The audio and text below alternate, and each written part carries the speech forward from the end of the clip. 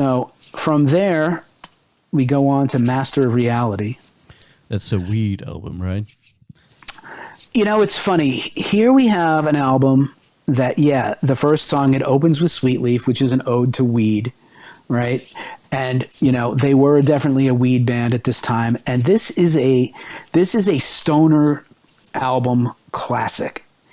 And by that, I mean, this is an album that ever since it came out, stoners have been using this album to sit around and get high and trip on this album. And it's perfect for that. It's really, you know, sort of the soundtrack for, you know, stoner rock, what would become stoner rock, and all these bands that would try to follow in the footsteps of Sabbath and do what they were doing. It's mostly based on this album. It's not based on freaking Technical Ecstasy. It's not based on Heaven and Hell. It's based on Master of Reality. And you get that here. And the other thing you get for a band that was considered by so many people to be satanic, there's an awful lot of religious lyrics in this album.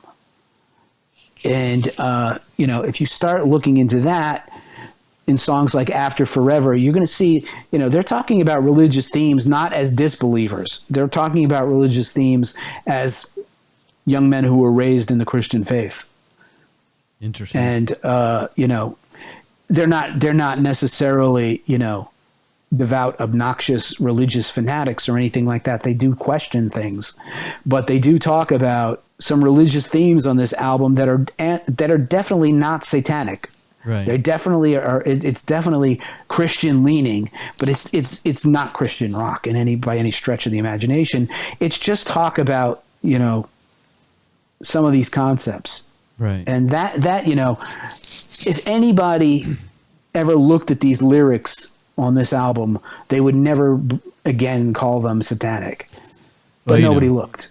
The thing about the Upside Down Cross, I saw in an interview with Tony Iommi that wasn't their decision, and they weren't happy about it, and they also had witches or supposed witches show up at their concert, and they were like, "Oh wow, now we're gonna deal with this kind of stuff." Right, and they were like, you know, there were people who were, you know, they had death threats. People were starting, you know, like the religious whack jobs were showing up, and they were like going to try and kill them, you know, and you know, you're right, they had all that to deal with. And the fact, you know, the interesting thing is that, you know, they were really not what people thought they were in those respects. They were not, you know, like I said, they're not people who you would think are like born again Christians wearing the religion on their sleeve, but they, you know, they were all wearing crosses around their necks from very early days. Not to be ironic, not to be, you know, rock and roll fashion.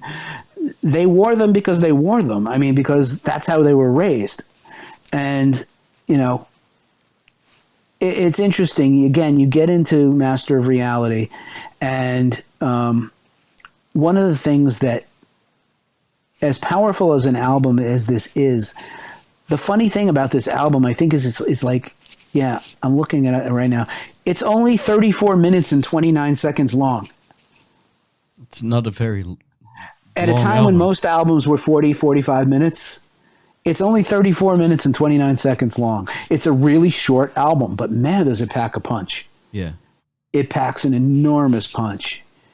And so, like I said, people who are interested, they can go and they can check this album out. They can check out, you know, the write-ups in Wikipedia and talk about, you know, what the lyrical content was and read what they were saying about religion and, you know, draw their own conclusions. But again, this is an absolute classic. And again, this is an album that launched a zillion other bands in a genre that you could either call stoner rock or doom metal or whatever, everything in between. There's a ton of bands that want to sound like Master of Reality. It sounds so heavy. It's sludgy. Yeah. It's right. And we have that clip of Tony Iommi's guitar tone, and you can say again, this is like, listen to how heavy this guitar sounds in 1971, and it sounds very much like you would hear, you know, a modern guitar, a modern heavy metal sound or something like that.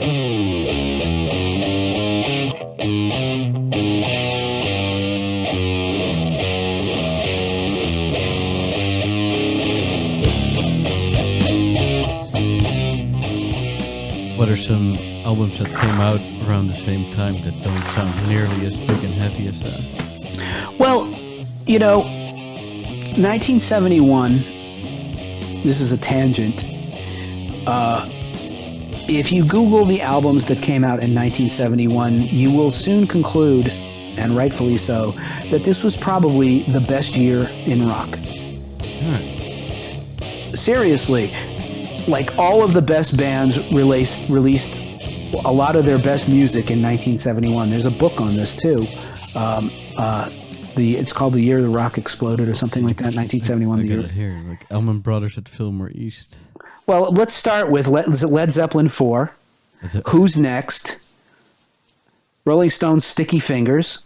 Doors, L.A. Woman. Yeah, not their best album, but I mean, a ton of albums that were the best albums of, and it's not just in heavy rock. It's across the board.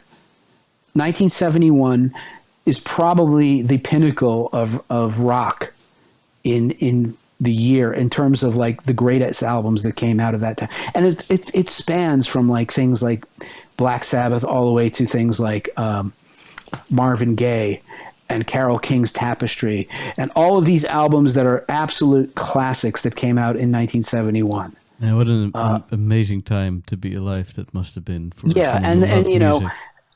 The peak lasted more than 1 year, but if you look back on it, it's like, it was ramping up to this, and then it, if 71 is the peak, it's still pretty good through 73, 74, and then it starts, the quality starts going down and music starts heading in different directions.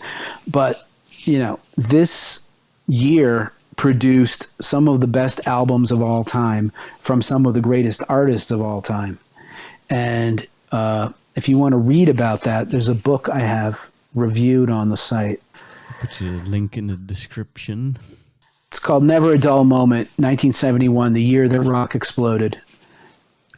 It's an excellent history of rock music in general, but it really does focus on like all of the groundbreaking shit that went on in 1971. It's a fascinating read if you like rock history. Yeah, that's going to be probably my next coffee table book. Yeah.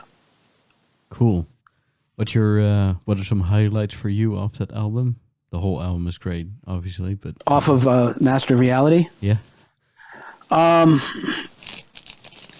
Sweet Leaf, obviously. The whole thing. I mean, other than where they're doing like Embryo, where it's like sort of this, passage of, where, pass the bong. Embryo is like pass the bong, but it's all great. Sweet Leaf, Lord of this World, Children of the Grave has become a classic as well. It's a great album that ends too quickly. It's over too fast.